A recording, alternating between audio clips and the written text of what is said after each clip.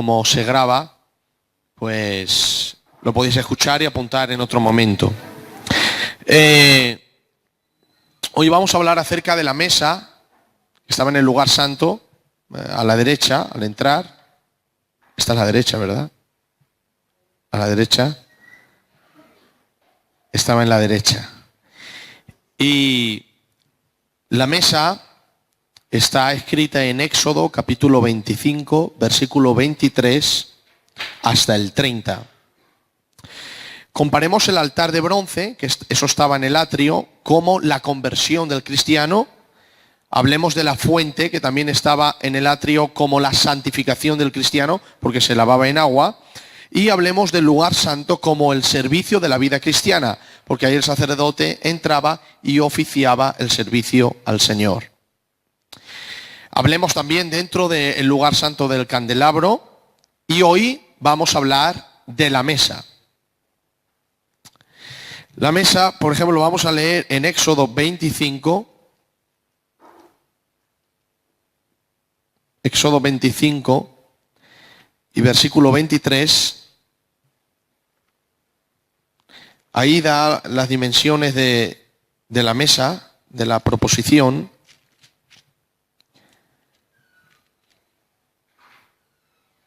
...25, 23 dice: harás asimismo una mesa de madera de acacia, su longitud será de 2 codos. ¿Sabes que un codo en la Biblia son 45 centímetros? Entonces, de 2 codos serían 90 centímetros. De un codo su anchura, 45 centímetros, y su altura de codo y medio. Entonces 45 y luego la mitad de 45. ¿Cuánto sería, Adolfo? De acuerdo. Era una mesa bien pequeña, tanto de altura, de anchura como de longitud. Era de madera de acacia y estaba recubierta de oro. Estaba recubierta de oro. Y ya lo que vamos a hacer es entrar en lo que es el simbolismo de la madera y el oro. La madera de acacia era una madera muy dura, muy fuerte, aguantaba mucho. Y el oro, en la Biblia siempre, casi siempre el oro habla de la naturaleza de Dios. Y en cambio la madera siempre simboliza la naturaleza del hombre. Por lo tanto vemos a Cristo ahí ya tipificado en la madera. Le vemos a Cristo en su naturaleza humana, y en el oro le vemos en su naturaleza divina. Ahora bien, en la mesa, su humanidad tocante a la madera es prefigurada como el Hijo de Dios y como el Hijo del Hombre, tanto en la madera como en el oro. Él se hizo hombre y participó de carne y de sangre. Él tuvo un cuerpo humano y la Biblia habla el porqué. Hebreos 2:14 dice la palabra del Señor: así que, por cuanto los hijos participaron de carne y sangre. ¿De qué participaron los hijos? De carne y sangre. Él, hablando de Cristo, también participó de lo mismo, para destruir por medio de la muerte al que tenía el imperio de la muerte, esto es, al diablo, y librar a todos los que por el temor de la muerte estaban durante toda la vida sujetos a servidumbre. Porque ciertamente no socorrió a los ángeles, sino que socorrió a la descendencia de Abraham, por lo cual debía ser en todo semejante a sus hermanos, para venir a ser misericordioso y fiel sumo sacerdote en lo que a Dios se refiere, para expiar los pecados del pueblo. Es decir, el que debiera de expiar los pecados del pueblo debía de ser semejante al pueblo. El pueblo son seres humanos. Un pecador no puede salvar a otro pecador.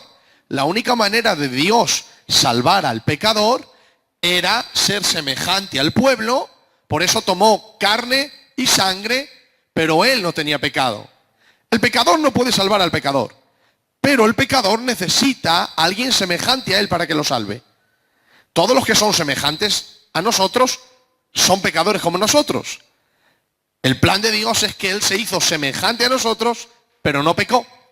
Entonces cumplió la condición de ser igual, semejante a nosotros, pero sin pecado.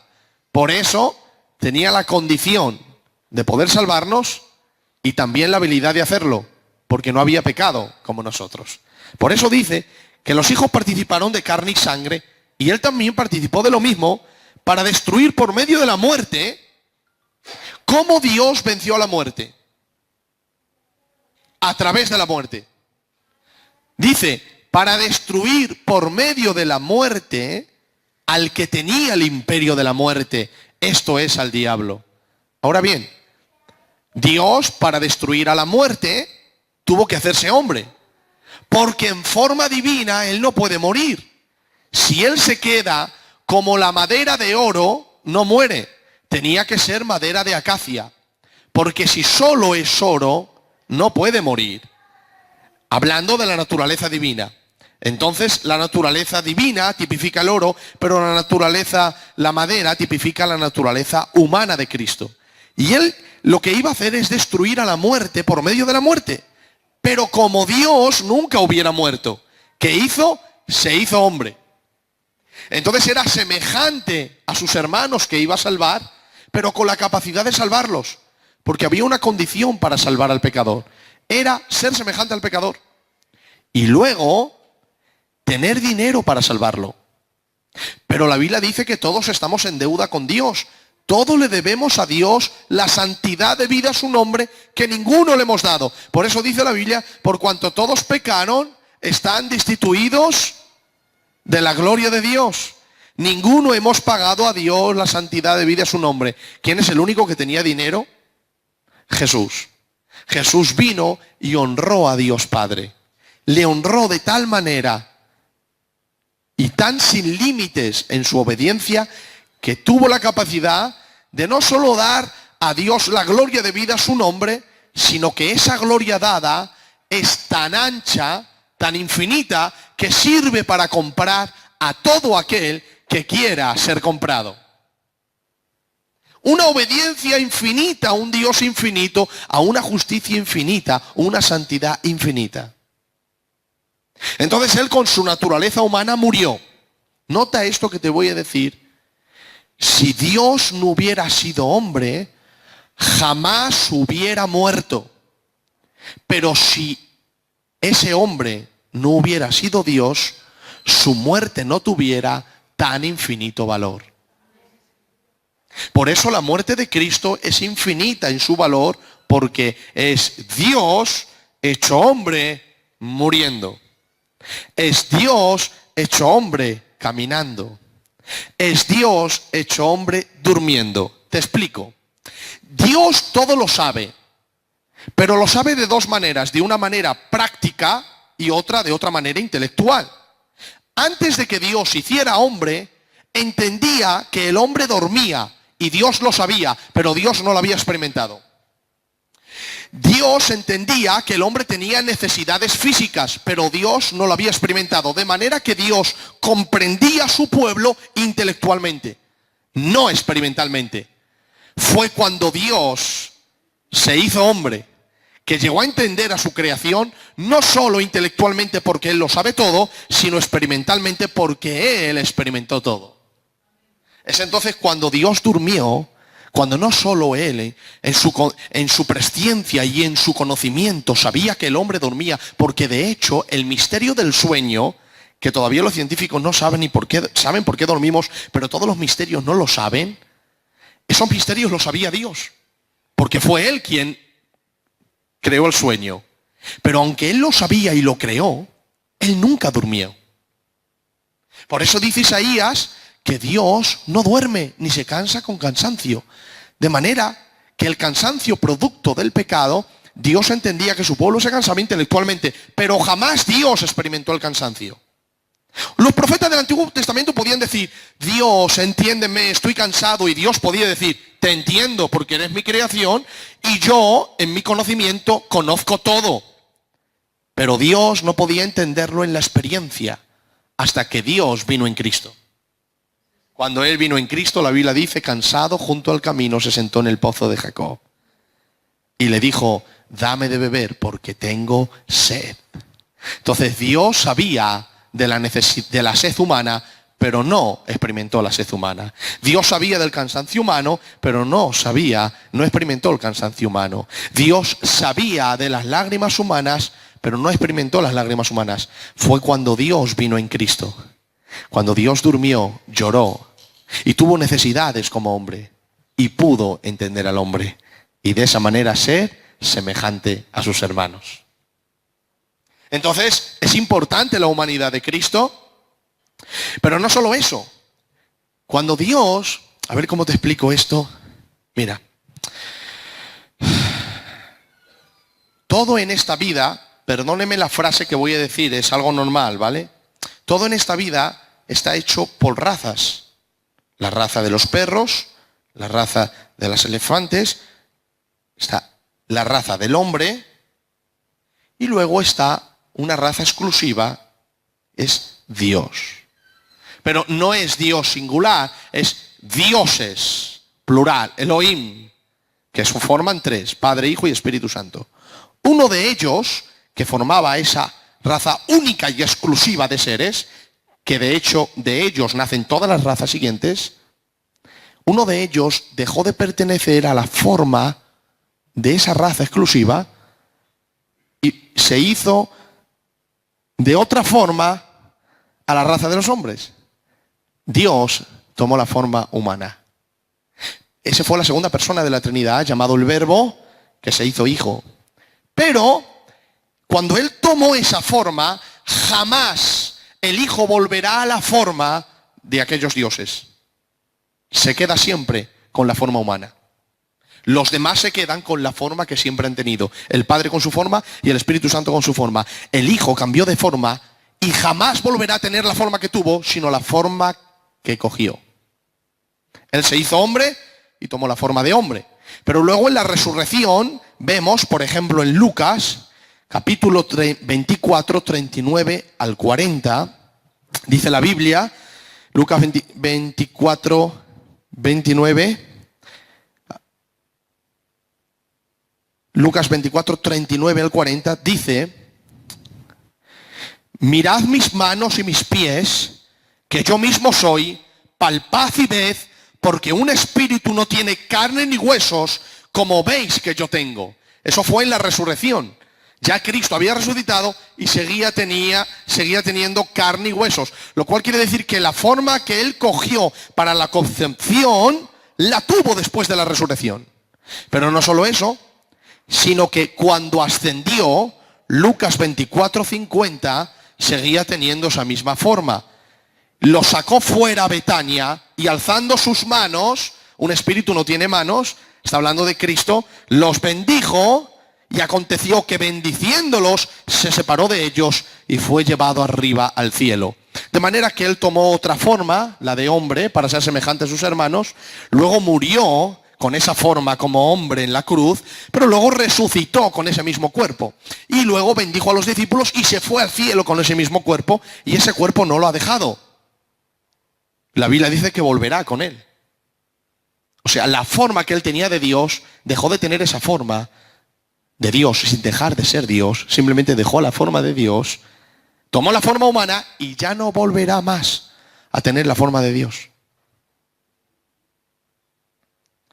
Él ahora mismito está con esa forma humana. ¿Dónde está en la Biblia eso? Por ejemplo, vámonos a Timoteo, Primera de Timoteo, capítulo 2 y versículo 5.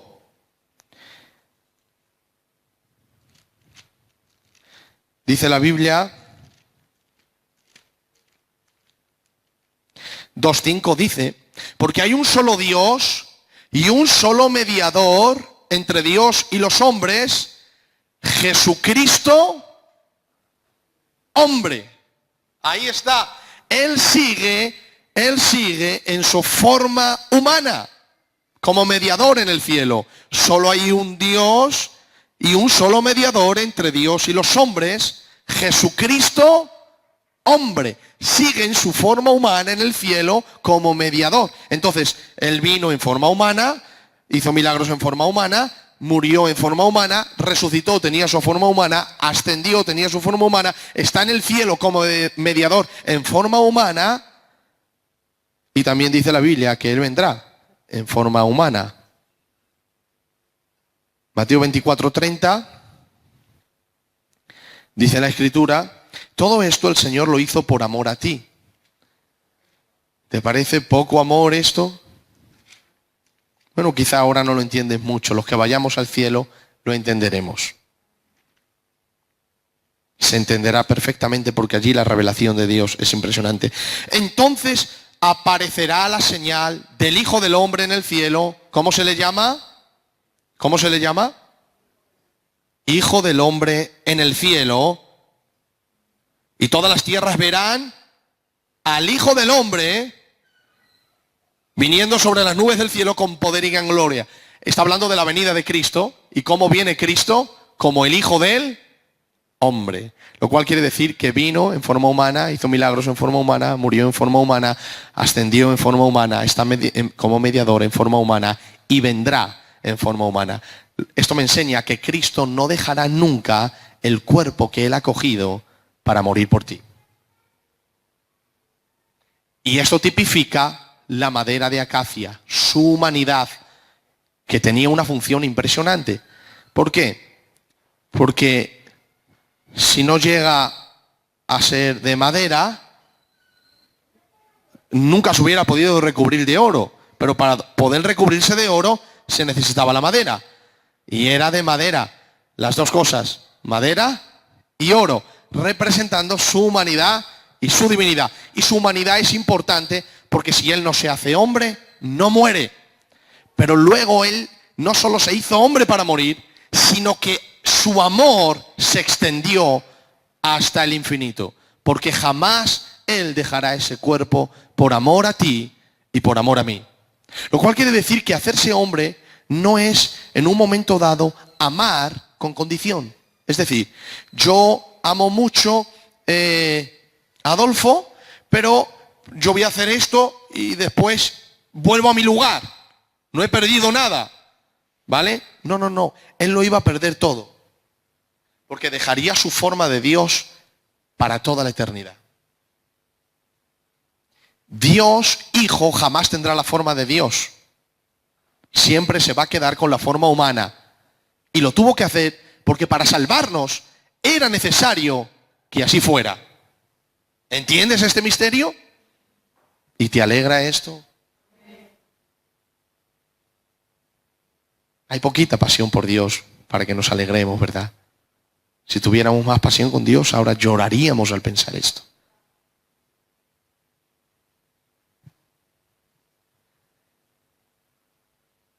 Por lo tanto, el compañerismo con Dios es posible porque Cristo asumió naturaleza humana. La mesa fue cubierta de oro que simboliza la deidad. Nos muestra a Cristo como Dios. Juan 1:1 dice: en el principio era el verbo era con Dios y el verbo era Dios. Hay otro verso en Juan, a mí me hace mucho bien, Juan 5:18, dice la Escritura que Jesús dijo: mi Padre trabaja y yo ahora trabajo. Por esto los judíos procuraban matarle, porque no solo quebrantaba el día de reposo, sino que también decía que Dios era su propio Padre, haciéndose igual a Dios. Los judíos entendían que decir Dios es mi Padre es hacerse igual a Dios. Y Cristo lo dijo. Ellos lo entendían y le quisieron matar por eso. Entonces, en estos dos versos hemos visto también la deidad de Cristo. Romanos 9 dice que Cristo, según la carne, vino del pueblo de Israel, de los cuales son los patriarcas, los profetas, la ley, el culto, las promesas, y de los cuales, según la carne, vino Cristo, el cual es Dios, bendito por los siglos. En Romanos 9, ahí vemos la madera de acacia, vino según la carne, el cual es Dios. Ahí vemos el oro. Entonces, esta mesa era de madera recubierta de oro. Está hablando de las dos naturalezas de Cristo. Madera simboliza la naturaleza humana, pero date cuenta que era madera de acacia. Una humanidad no frágil, sino fuerte. ¿Y por qué no frágil? Porque es una humanidad que durará para siempre. Porque tomó su cuerpo y no lo soltará jamás. Nosotros cuando vayamos al cielo, vamos a ver a Cristo en su forma humana, no en su forma divina. ¿Entienden esto? Vamos a ver lo que se le llama al Hijo del Hombre. Por eso a Cristo se le puede ver. El apóstol Pablo vio a Cristo, no vio a Dios Padre ni al Espíritu Santo, porque Dios se hizo hombre. Y esa fue la segunda persona de la Trinidad. El Padre nos hizo hombre, el Espíritu Santo nos hizo hombre, el Verbo se hizo hombre. La mesa fue cubierta de oro, que simboliza la deidad. Nos muestra a Cristo como Dios. Para restaurarnos al compañerismo con el Padre, era necesaria la perfección de las dos naturalezas, la humana y la divina, pues solamente Cristo, como hombre Dios, puede responder a ambos, a Dios y a los hombres. Tú le dices a la persona que más ha entendido el ser humano se llama Cristo. ¿Por qué? Porque tiene el conocimiento de Dios, porque es Dios y se hizo hombre. Por lo tanto, como Dios entendía todo, como hombre experimentó lo que el hombre experimenta. Pero luego la persona que más ha conocido a Dios se llama Cristo, porque aunque era Dios se hizo hombre y ahora tuvo que limitarse a aprender por la experiencia. De manera que él, como Dios lo sabía todo, y como hombre experimentó a Dios en todas sus áreas. Entonces él puede responder al hombre para enseñarle a Dios y a Dios para hablarle del hombre. Es el mediador entre Dios y los hombres. Es que, por eso, Cristo no es una persona normal, es un misterio. Primera de Timoteo 3:16, grande es el misterio de la piedad, Dios fue manifestado en carne.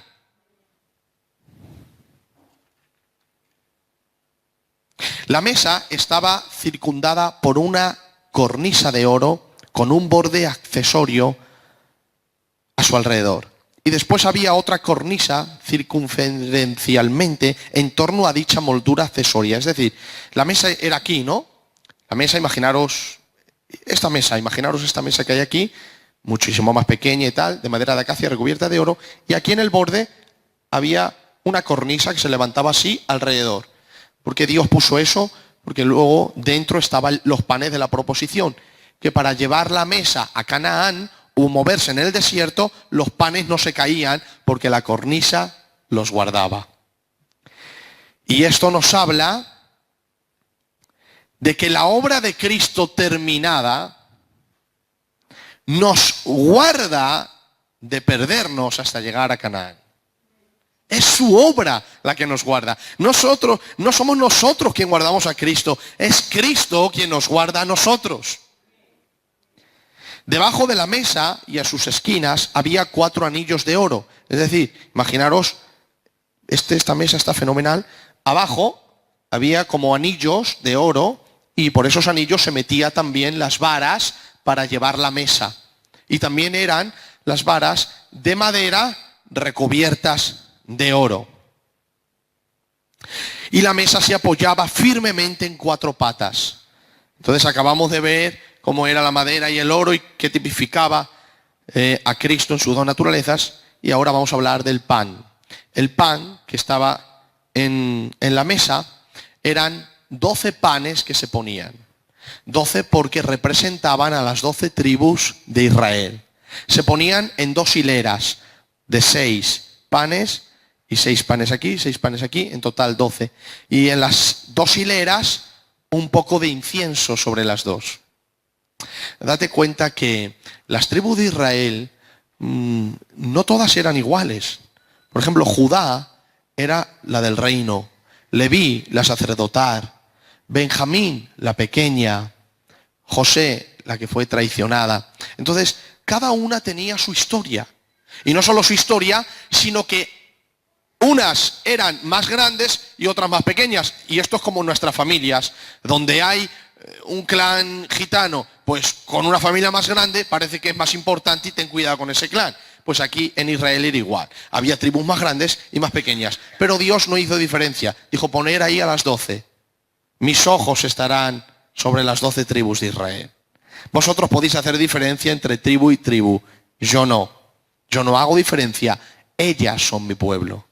Ponerlo ahí, porque es verdad que estoy atento de la sacerdotal Leví, pero también estoy atento de la pequeña Benjamín, y estoy atento de la de Efraín, y estoy atento también de la de Manasés, estoy atento de todas las tribus, porque soy el Dios de Israel. El pan que estaba ahí era un pan sin levadura. La levadura en la Biblia siempre habla del pecado. Por eso Dios dijo que el pan que tipifica a su pueblo debía de ser sin levadura, porque Dios quiere que su pueblo se aparte del pecado. Si eres pueblo de Dios, te apartarás del pecado. Esa es la señal. Si no, no lo eres. Entonces era pan sin levadura, elaborado con flor de harina amasada, cocidos, y probablemente, como sugiere la palabra torta, era redondo y delgado. Debían ser colocadas en 2 hileras de 6 cada una y reemplazadas cada sábado por 12 panes nuevos. Sobre cada hilera se ponía incienso limpio. La pregunta es, ¿qué representa el pan? En hebreo, la palabra pan significa lekem panim, que significa panes de los rostros. Esto es pan de la presencia de Dios. En Éxodo 35:13 o 39:36 lo puedes leer. El Señor dice que los panes debían de estar delante de Él. Ahí la palabra en hebreo es lepanai, que significa delante de mi cara. Eso es lo que dijo el Señor. Los panes tienen que estar delante de mi cara. Y la expresión delante de mi cara en Isaías 63:9, cuando habla del ángel del Señor, hablando de Cristo, dice que ese ángel está delante de su faz. Faz significa rostro. Y es la misma expresión que para el pan. Por lo tanto, significa el ángel del rostro del Señor, el ángel de la presencia del Señor. Por eso se pueden llamar los panes de las caras o los panes de la presencia. Ese nombre dado al pan sugiere 2 cosas. Lo primero, sugiere a Cristo como intercesor por su pueblo ante la presencia de Dios. Pregunto, ¿quién ha dado la cara a Dios en favor del pueblo? Cristo, porque nosotros no podíamos dar la cara. Estábamos llenos de pecado, estábamos llenos de iniquidad y no podíamos dar la cara a un Dios totalmente santo. Es más, no solo no dábamos la cara, la Biblia dice que dábamos la espalda. Cada cual huyó por su camino, mas Jehová cargó en él el pecado de todos nosotros. Nosotros le volvimos la espalda a Dios en el Edén. Pequemos en Adán y aborrecimos al Señor. Pero fue el pan descendido del cielo quien dio la cara a Dios por amor al pueblo. Y esa cara que Él dio es la intercesión de su obra consumada.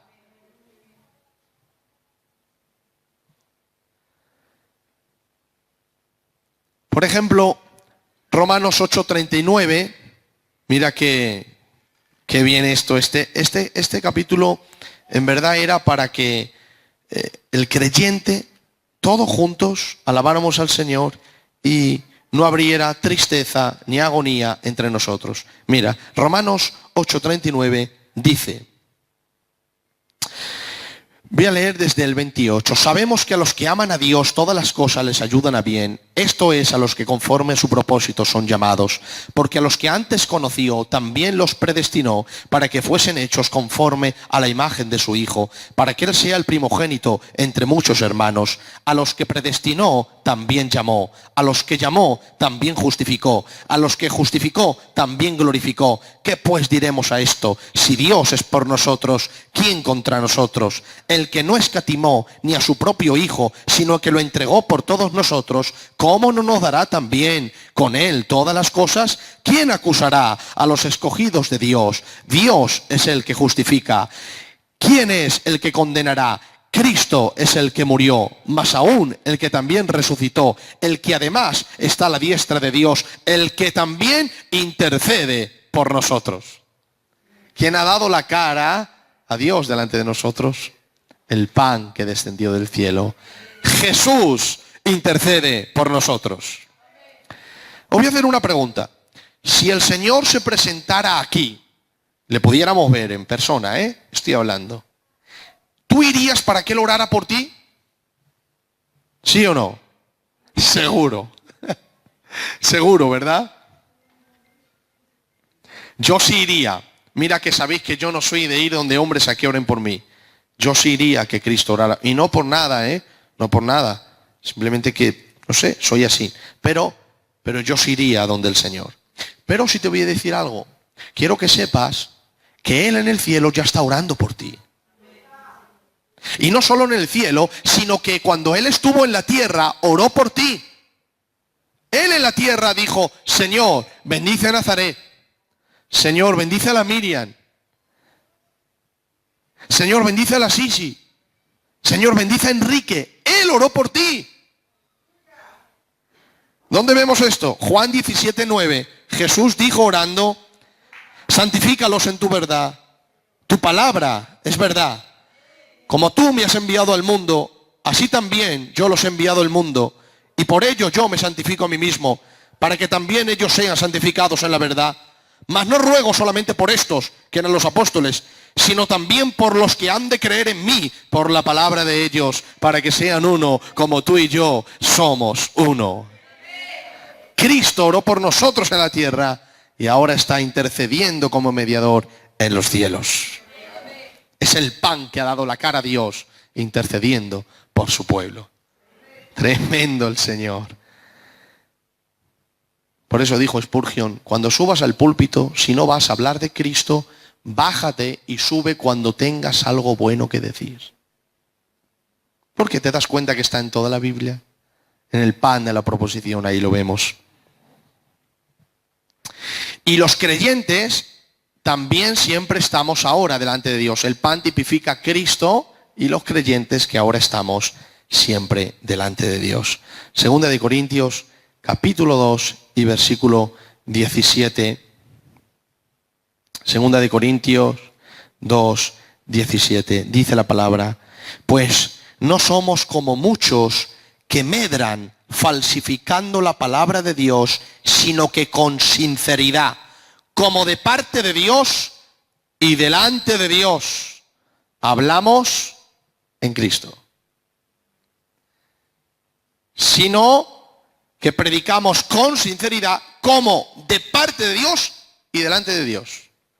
Es decir, el apóstol Pablo estaba diciendo, yo soy un creyente que predico la palabra, pero la predico porque soy un mensajero de Él, pero cuando la estoy predicando, no miro al pueblo, yo le miro a Él, delante de Él, para ver si el mensaje lo estoy dando tal y como Él me lo ha dado.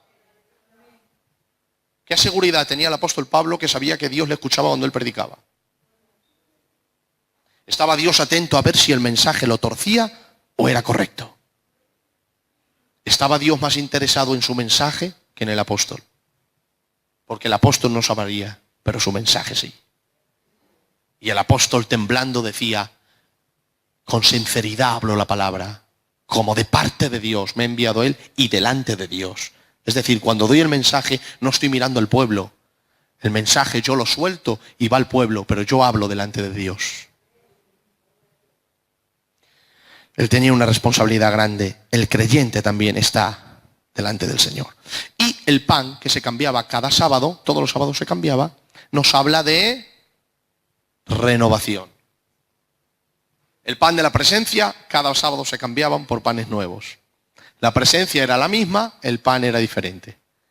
Nosotros somos pan, la presencia del Señor es la misma, pero debemos de renovarnos a la imagen del Hijo de Dios. Si no nos estancamos, debemos de renovarnos conforme a la palabra. ¿Qué dice Romanos capítulo 12 y versículo 1 y 2? ¿Os acordáis de ese verso?